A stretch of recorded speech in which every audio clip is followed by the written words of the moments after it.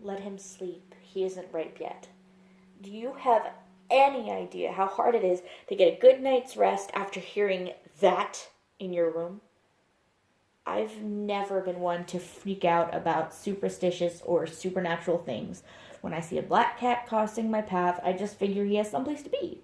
Sure, I've read scary stories for the thriller aspects, and I'll watch horror movies with friends just so I can laugh at them for being scared, but I never personally bought into that kind of stuff.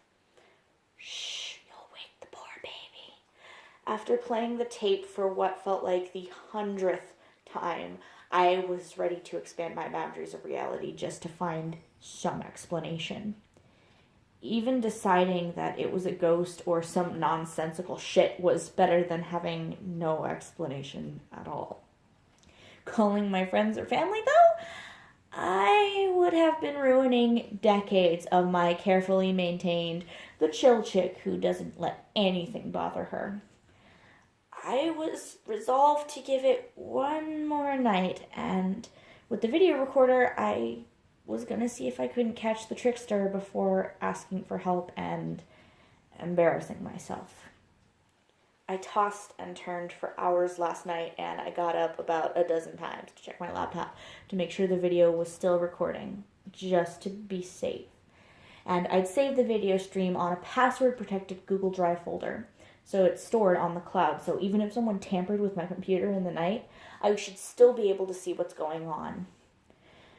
I watched the slow minutes drain through my digital clock as though they resented their obligation to pass the time, and I don't even remember falling asleep, but one moment I read 2 a.m., and the next it was 3:30, so I must have slipped out, at least for a little while. The red recording light was off, and I immediately jumped up and checked my laptop, but the video file was gone from my computer. The backup stream on Google was still there, so I scrubbed through the video. Me on my back. Me on my side. Oh look, there's me, upside down with my feet on the pillow. And then there was a face peering into the screen. A little girl. She couldn't have been more than 14. She was in front of the camera, and it was difficult to tell much about her because her skin was charred black and flaked off all the way.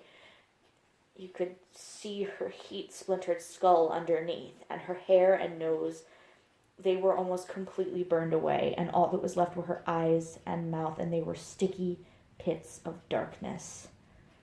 I skipped back a moment and she peered and played the video. She rose up from below the camera angle as though she was laying on the floor, and then she turned her head towards my sleeping body and then to the computer.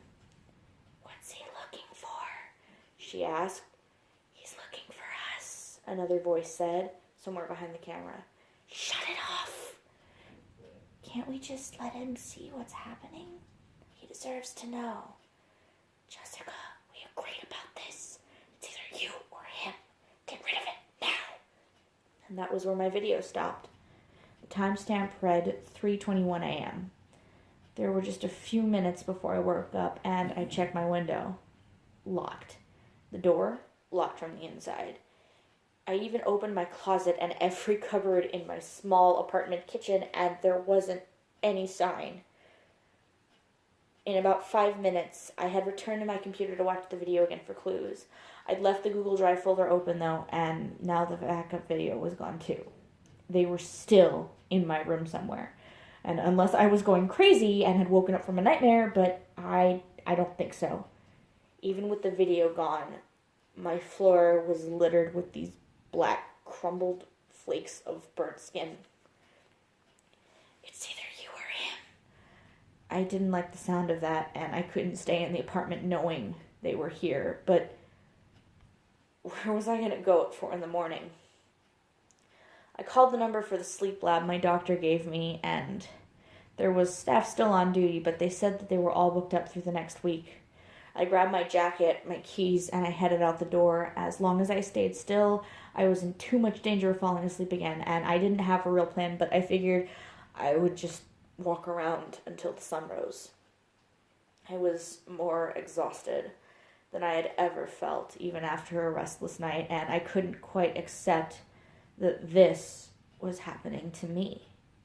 Maybe I was just so tired that my mind started playing tricks on me, and it was hard to be afraid while walking in this familiar park near my home.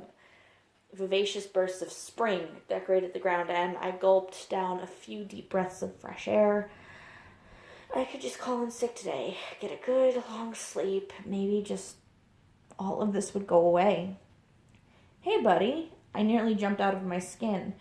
It was just some homeless guy working and sleeping on a park bench. I pulled my jacket up and started walking faster. Hey, don't be like that. Got any change? Sorry, nothing to spare. Yeah, right, bastard, he'd said. Unpleasant, but it's a common encounter in the city. It was what he said next that made my blood run cold. I hope the lady burns you next, like she did to that girl. I slowly turned to face him, but he was just a crazy hobo who would rant about anything. This couldn't have anything to do with... But the image of that burnt skin was not easy to get from my mind. What girl? He grinned.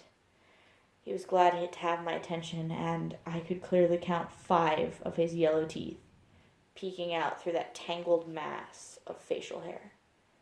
Jessica. I could hear the lady screaming her name the whole time the girl was burning alive. I hope she gets you too.